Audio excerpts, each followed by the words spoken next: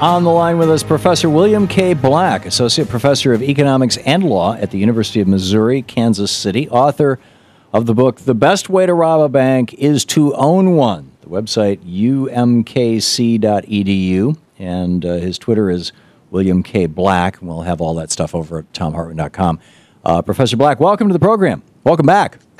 Thank you. It's good to be back. Thank you. So it looks like I believe it was 5 different federal agencies, correct me if I'm wrong, had to approve the Volcker Rule, and it's happening today? Yes. And so the 3 banking regulatory agencies, plus the Securities and Exchange Commission and the Commodities Future Trading Commission, the CFTC deals primarily with financial derivatives. Right. And I read a news report that said the Fed had approved it unanimously, and one of those others had approved it unanimously. And they had to do special voting because of the winter snow emergency in Washington, D.C. There you one go. Of the agencies. So basically, my understanding of the Volcker Rule is that what it says is that banks, it used to be that you were either a gambling bank, an investment bank, a Merrill Lynch kind of thing, brokerage house, whatever you want to call it, or you were what's called a commercial bank. You had, you did checking accounts and savings accounts and mortgages, and that was it, and credit cards maybe. And in 99 or 2000, with Graham Leach Bliley, we blew up Glass-Steagall, which was the wall of separation between these two. And so now banks like Wells Fargo can gamble using your checkbook money and for their own benefit. And if they lose, then we end up bailing them out. Is that, first of all, am I accurate up to this point? Largely, banks could do commercial loans, and that's what they did mostly, of course. But it's worse in some ways than what you say, because, of course, banks don't do anything. People do things.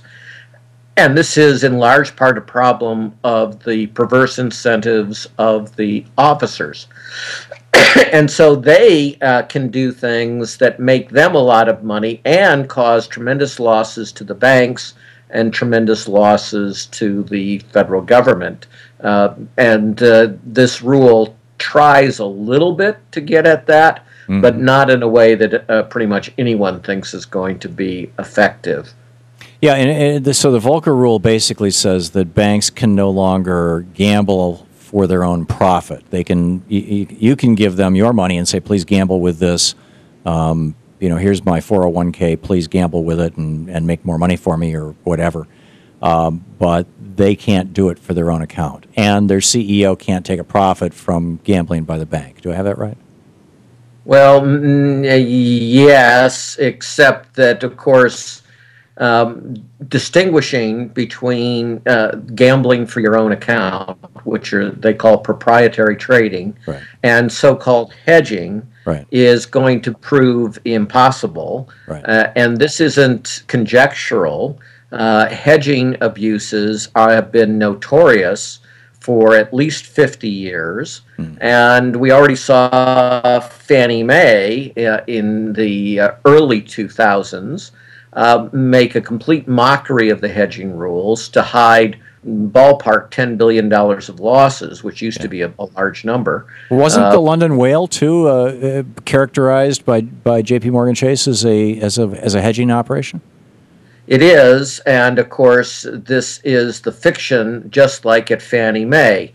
They weren't. Fannie Mae wasn't hedging; it was actually doubling and tripling down on the risk, which is precisely what the so-called London whale did at J.P. Morgan Chase. Now, I must tell you that while we usually only worry about losses, we should also worry about wins. So, for example, one of the opponents to the rule, former senior regulator who controlled the Office of the Comptroller of the Currency, said, I've got a bank that's going to have to get out of the operation of proprietary trading, even though it's never suffered a trading loss in 30 years. Now, they mean a net trading loss in 30 years. And that's, of course, way too good to be true. So if they found ways to always win, every day their traders win. Yeah, then Bernie Madoff is their uncle. Yeah, then we really have to worry about those operations even more than the London whale operations. But Right. the Volcker Rule doesn't worry about those kinds of things. So the net of what you're saying is that the Volcker Rule, was an attempt to kind of go back to something like Glass-Steagall to re-separate banking, commercial banking from investment banking, but that you don't think it's going to be effective because the banks will figure. I mean, I understand the preamble to this thing is 900 pages long. Yes, it is extraordinary, and it's the example of the worst of all worlds in regulation, where you try to have the perfect rule. Right. The old saying about never let the search for the perfect become the enemy of the good. Right. Boy, have they missed that one big time. Well, so instead of doing the Volcker Rule, in fact, instead of doing Dodd-Frank, shouldn't they just undo these two pieces of legislation that Phil Gramm did? That at the behest of Ken Lay, by the way, his wife Wendy was on the board of Enron at the time or just before that. Gramm Leach Bliley, which ended Glass-Steagall, and the Commodity Futures Modernization Act that allowed this gray and black market in bets on bets to exist. Shouldn't we just reverse out those two pieces of legislation? Say, that was Phil Gramm just dancing the jig because Ken Lay was playing the tune, and Phil's retired now and back in Texas, and we can do this. Well, it's a little more complicated in terms of the guilt, which goes way beyond Phil Gramm through the entire Wall Street wing of the Democratic Party. But right. Yes, you knew we weren't serious about Dodd-Frank when it didn't have two one-sentence provisions. Or they could have combined it in a single long sentence. And the first one would have been, the Commodities Future Modernization Act is repealed. Right. That's the one that created the massive black hole in financial derivatives, right, which, by the way, Enron exploited to help create the fake California energy crisis. Mm-hmm. And the second one, as you say, is Gramm Leach Bliley, which mostly repealed Glass-Steagall. And that would have shortened the whole law by something like 300 pages as well. So that would have been an excellent way to proceed. And we could have simply put back in place the regulations not just before the repeal of Glass-Steagall, because Glass-Steagall had endured the death of 1,000 cuts. Mm-hmm.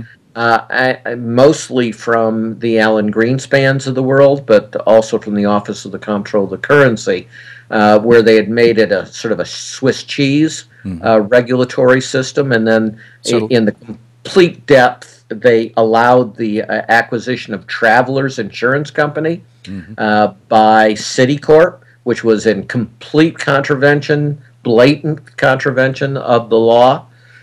When you saw that happen, you knew they were going to repeal Glass-Steagall. Yeah, this is sort of like the Sherman Antitrust Act. Has just arguably it's still on the books, but it's been replaced and sliced and diced, and Reagan just stopped enforcing it in '82. Said good luck, guys. That's slightly different. You are quite right, but that's the distinction between deregulation and desupervision.